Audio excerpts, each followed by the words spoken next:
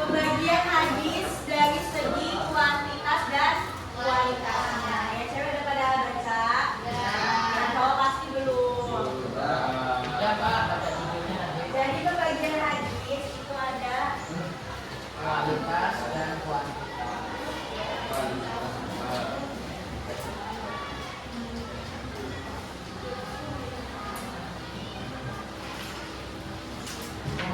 pembagian hadis itu ada menurut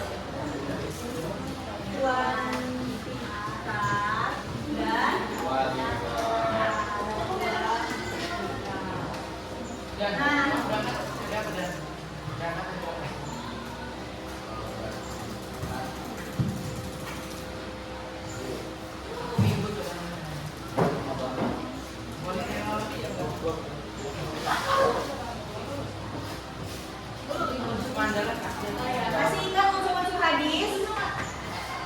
Masih ingat unsur hadis? Ada berapa? 4 atau 3? Jadi dalam teks hadis itu terbagi jadi 3 unsur. Yang pertama ada fungsi hadis kepada Al-Quran, kalau bayan atau tulis. Ada sanad atau rangkaian riwayatan. Jadi siapa saja sih yang mendengar Nabi Muhammad ini bersabda atau melakukan suatu sunnah gitu ya. Itu namanya sanad. Terus ada matan hadis dan ini yang mengumpulkan atau yang mengumpulkan hadis-hadis di semua sudut negara gitu. Nah, sanad itu kan pasti ada yang jumlahnya 5, ada yang 4, ada yang 20, ada yang 10 gitu. Karena kan Nabi juga bersabda atau dia kan biasanya dalam khutbah kayak apa? Jadi pasti banyak yang mendengar ya. Jadi mustahil kalau salah satu imam dari perawi atau dari rangkaian riwayatan itu ada yang bohong.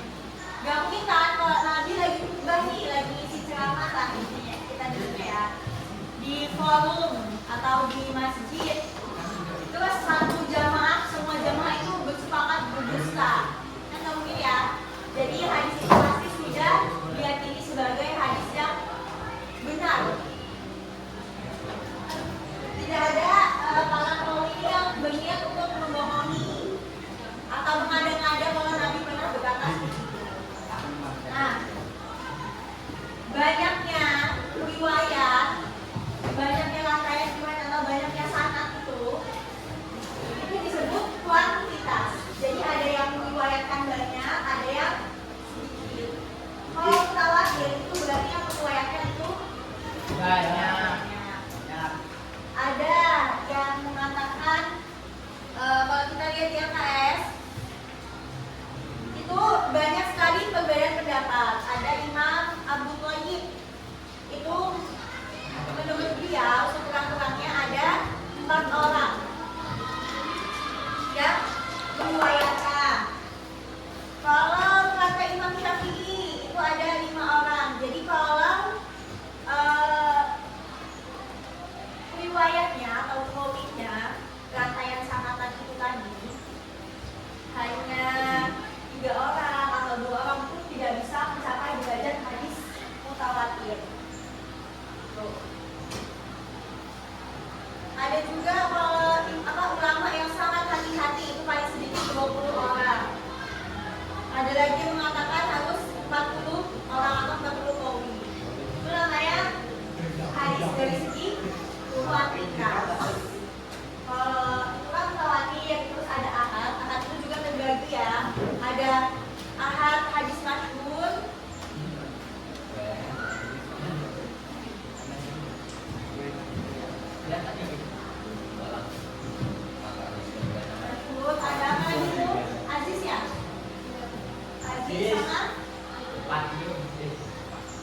Goib.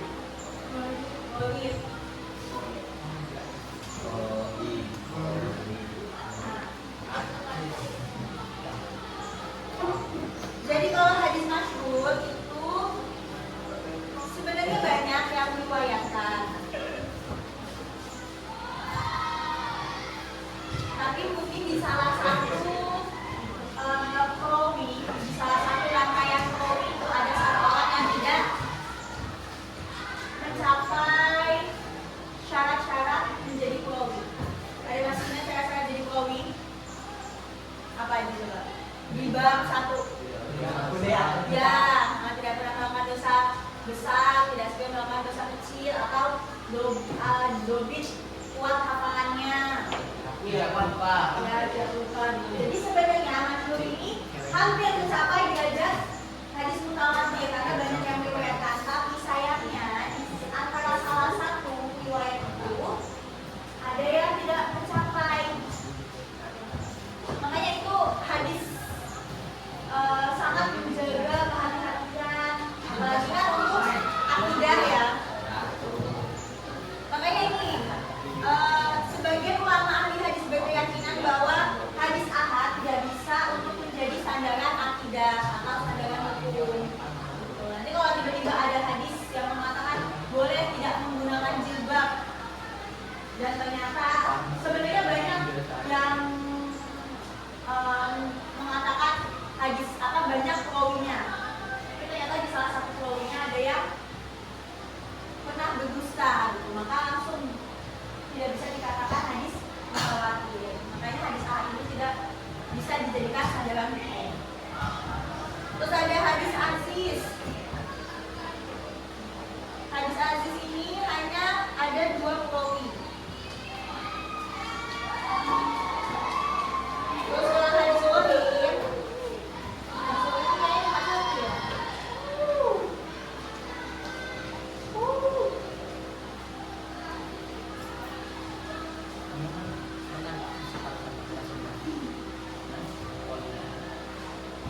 ya kalau hadis ahad kategori yang asli cuma diriwayatkan oleh 2 perawi. Kalau hadis wahid itu cuma 1. Itu hadis wahid itu dibagi jadi 2 juga, ada wahid mutlak dan wahid nisbi. Selanjutnya kita ke kualitas. Kualitas hadis ini ada sahih, terus hasan, dan atau dhaif.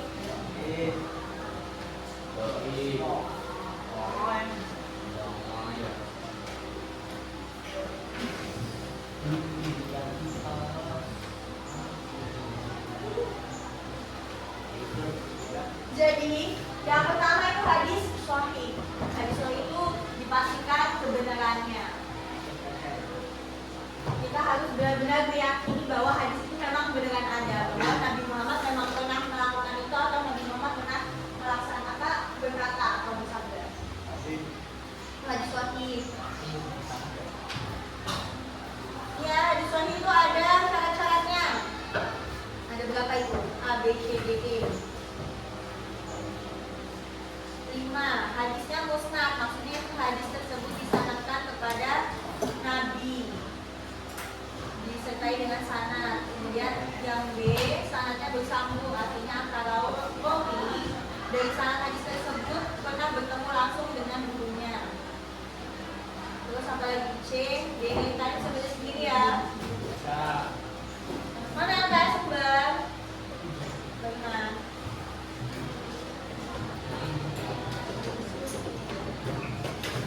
Terus ada hadis hasan itu katanya di bawah hadis sahih. Terus yang hadis paling di bawah itu ada hadis dhaif. Nah, kalau hadis dhaif itu kan hadisnya belum bisa ditentukan ya apakah itu beneran ada atau hanya akal-akalan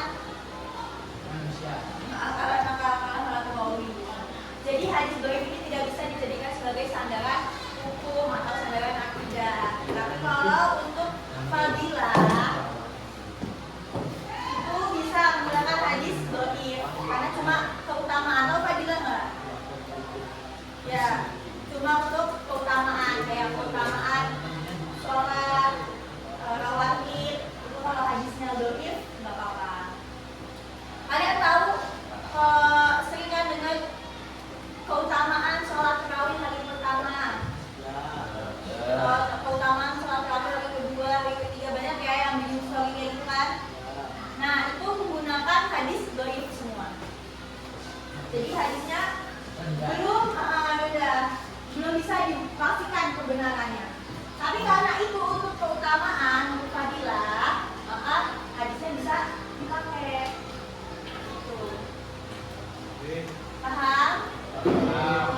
Dan pokoknya kalian bisa lah baca sendiri, ya kan? Kita mending membahas pilihan ganda. Pilihnya tuh. Nah,